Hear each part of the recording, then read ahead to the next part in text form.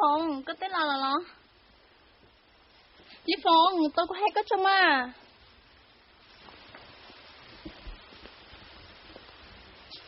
Có một đứa chị đâu cũng thả, hay là sao?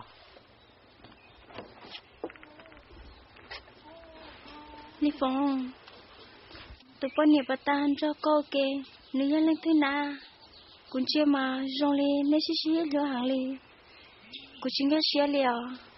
Cũng tê phong yêu xíu nè, mà các học con nâng cô đã chị. Lý Phong, có yêu của tụi chị, có cho đá của mà, có xa hay tiền, tôi sẵn đầu, nếu rong sát của, em có thể chỉ cả khe của bơi yêu, của tôi bỏ ta là nè. Ý tụi chị này, tôi xin lừa sẽ thì xem một thằng tôi sẵn đầu, chỉ nhớ yêu bao yêu tụi khen nè. Có bộ bao tiền, cũng yêu tao có là nó, cũng yêu cái để chấp lại nè.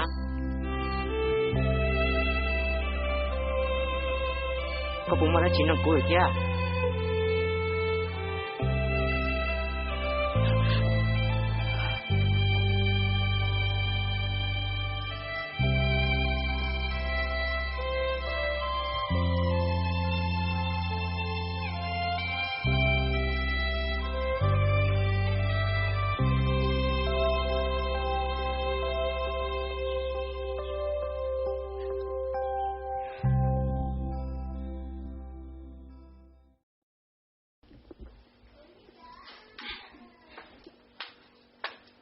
Lý Phong, có tí dòng máuเลยlà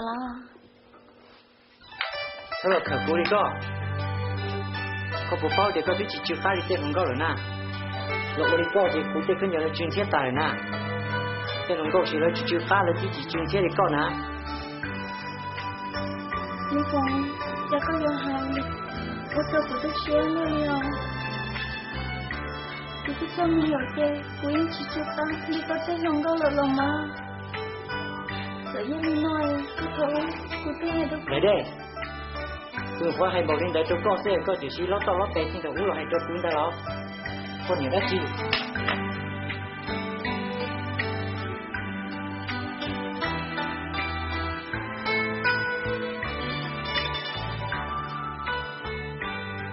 Tôi xe cơ vậy.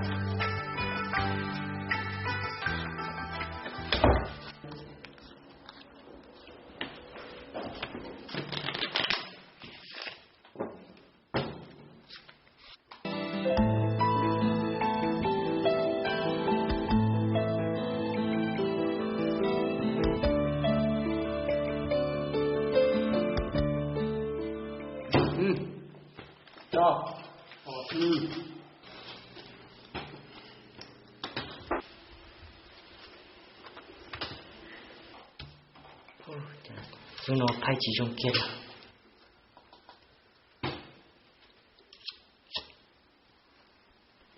Nó rồi. Tôi cũng sai chút tiếng rồi.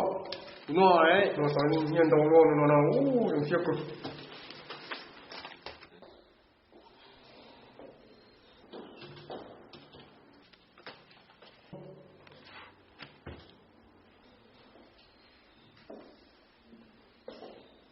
Đấy đây, vì chưa có tôi để nó nè. Con nhớ đã chỉ bao chạy kia đi. Rồi tay con nhớ tôi chỉ chua câu đi con hả? Lý Phong, có thể nhớ đã chỉ đi nó. Tôi cũng đã ăn một trèo. Có bộ bao tiền, họ của tôi để nó nè. Thì họ được thua đi, tôi cũng thích tôi nó nè. Lý Phong, thì cô chỉ sao có mỗi tay nhé, tôi tự tiêu dục vào trong này nó.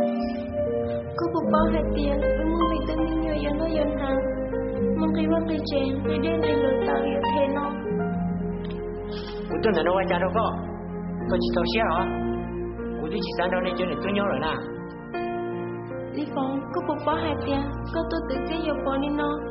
Dù ở trong lúc tế lúc chân, sẽ chỉ tao có. Thì lần chưa có chỉ muốn nâng gì nó. Có thứ vấn đề này có. Tôi chỉ bao chạy kia đi. Chúng tôi thua cũng chỉ muốn cho nó thế à. Sai chỉ tao của một của tao chung thiếu à đó. Có chủ sai chỉ tao của cho phương yêu nó kia đi thế à. Cũng hay khi đâu có để tin nó được tao chỉ cho này tốt rồi nè. Có chỉ khe kia một chế là gì nó. Chỉ khe một chế cô mà kia nào. Đi cùng cái tiền. Tiền đi cùng, tiền đó.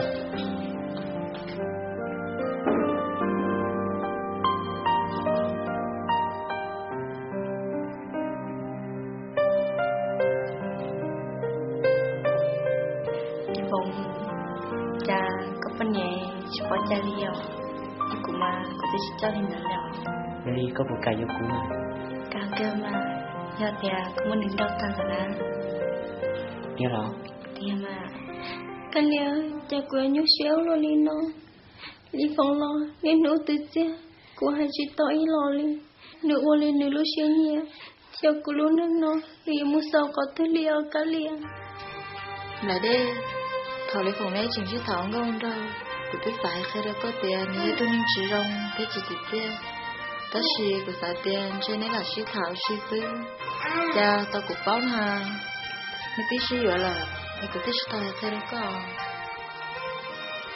cái liều cô cho cô thì mình nhớ lần đó Lý Phong nhớ lần Lý Phong như chuyện đó đi hôm nào cô tôi khen kia lần này như chuyện đó đi thêm cô sao hai tay cô lúc này tự quay xuống là chị chứ cô ở trên đấy nó này nhau thế là nhảy nữa thôi nữa ý mòn hồ lúc này chúng tôi đi nó non cứ cũng mà sao đi nó chỉ muốn lấy tiếp bao liều cả liều lại đây cái như tôi có nền trong cơ cái thầu có là Lý Phong cái như là ba mẹ lúc này mới bỏ trẻ già thì mà thưa cũng nói cũng trẻ cái sự tế sự chơi Lý Phong lúc này tí trong lòng đâu cha Lý Phong chỉ lúc có thế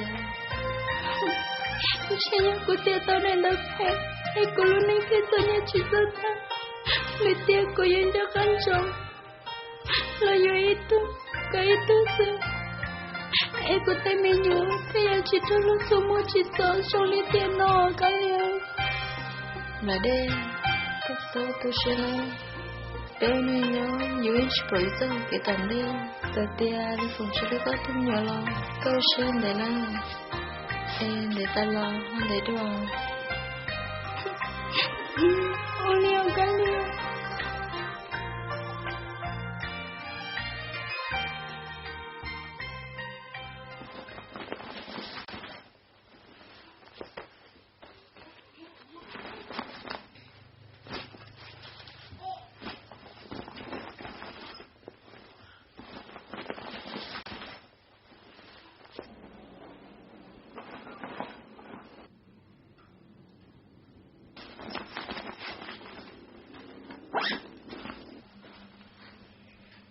Lý Phong cái gì mua đã chia qua đi chào có không cái nó không chờ nó cái bao ta rồi nè có chỉ ta nó cố rồi nè cố phải theo cố chỉ nó nên cho tôi nhớ rồi nè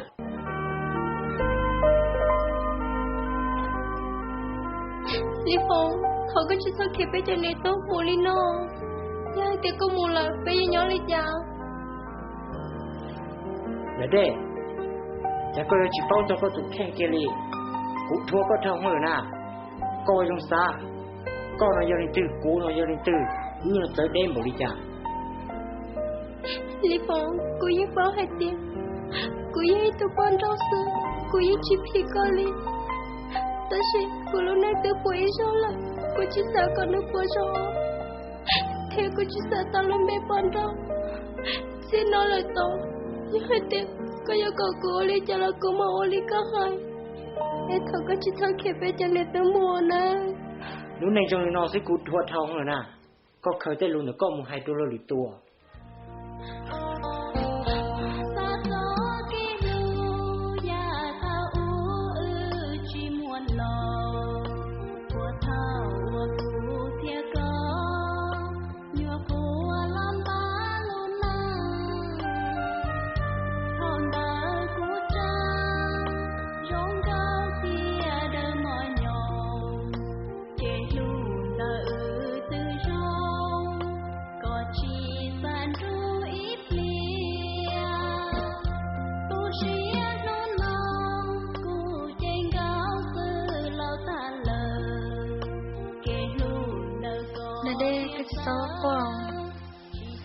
bác tôi sẽ cái người lý thế này trong đây cơ cha Lý Phong chúng nó có cho trẻ theo cái lia lúc này sẽ cho chị tên ta chị